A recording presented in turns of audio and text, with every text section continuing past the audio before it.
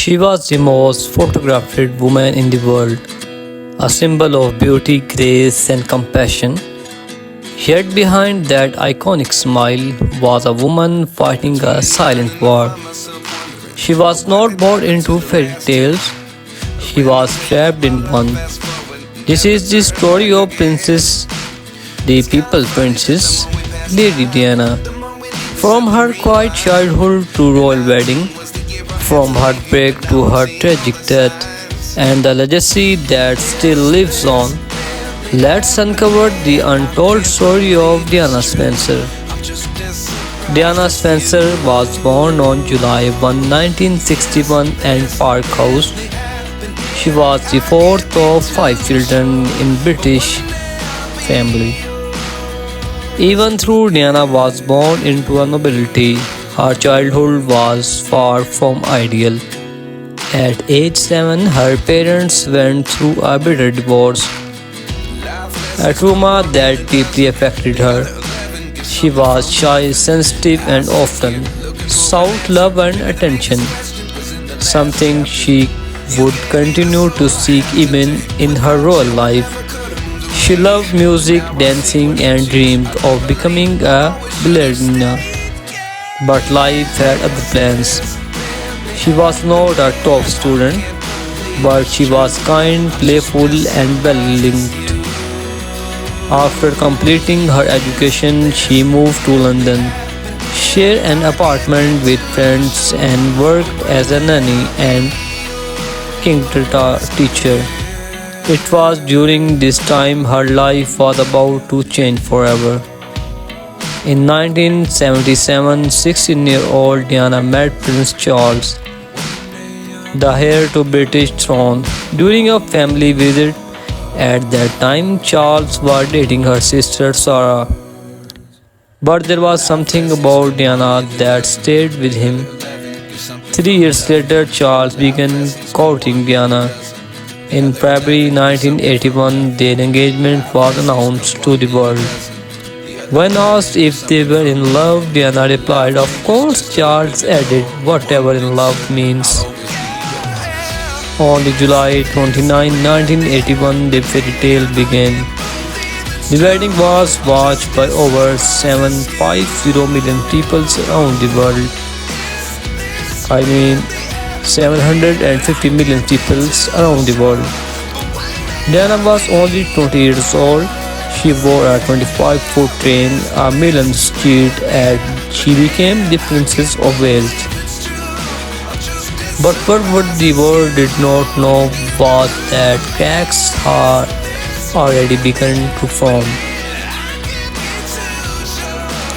Adapting to real life was overwhelming.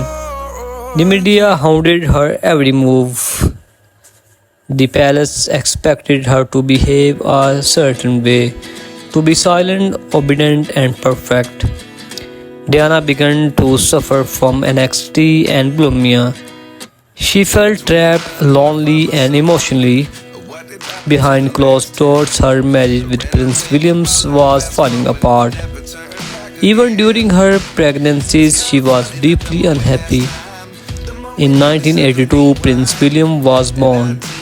In 1984, Prince Harry arrived. Diana adored her boys, but her relationship with Charles continued to suffer. Someone said there were three of us in this marriage, so it was a bit crowded. She was referring to Camilla Park Bowles, the woman Charles had never truly left. As the truth of Charles and Camilla's affair became more obvious, Diana's pain turned public. She started taking control of her story, giving interviews, attending solo events, and winning hearts everywhere she went. In 1995, she sat down with journalist Martin Bashir for a bombshell interview of BBC's Panorama. Millions watched as Diana spoke openly about her marriage, her struggles, and her heartbreak. That moment made her not just a princess but a symbol of strength of women around the world. While the royal family focused on traditions, Diana focused on people. She visited AIDS patients at a time when people were afraid to touch them. She hugged sick children, walked through minefields in Angola, and brought attention to issues the royal never had dark spark of. Her compassion was raw, real, and revolutionary. The world saw her as a modern day saint. They called her the People Princess. She changed the very idea of what it meant to be royal. In 1996, Charles and Diana officially divorced. She lost her title of Her Royal Highness but gained something more powerful, her freedom. She focused more on humanitarian work, charity, and spent more time with William and Harry. She also began a relationship with Dodi Al Fayed, son of Egyptian billionaire Muhammad Al Fayed. Desperate trying to live a private life, the paparazzi never let her go. On August 31, 1997, Diana and Dodi were in Paris. As they felt the Ritz Hotel late at night, paparazzi cashed their car through the streets. Inside the port, the Alamatun, the speeding car crashed. Dodi and the driver died instantly. Diana was critically injured. She passed away a few hours later. She was just 36. The world stopped. People cried in streets. Over 1 million boutiques were placed outside Kingdom Palace.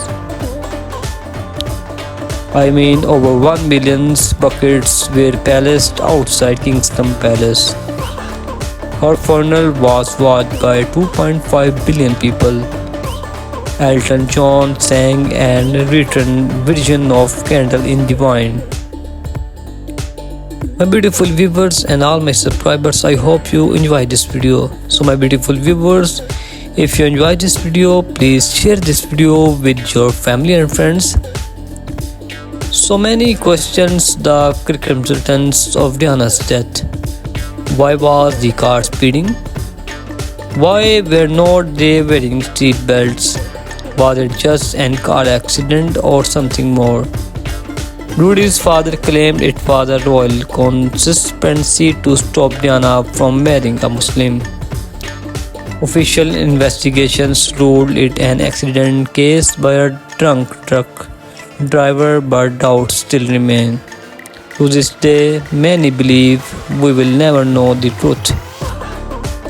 Diana's legacy lives on through her sons, Prince William and Prince Harry. They have continued her humanitarian work, often speaking of their mother's love and pain. Countless films, documentaries, and books continue to honor her life. She redefined what it means to be royal, showing that vulnerability is not weakness but strength. She made her world kinder even for a moment.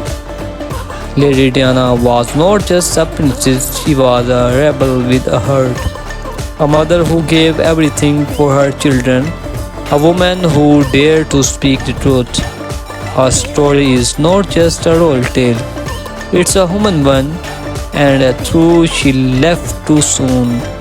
The candle still burns in the wind. Thank you for watching. If this story moved you, like, share and subscribe for more inspiring story.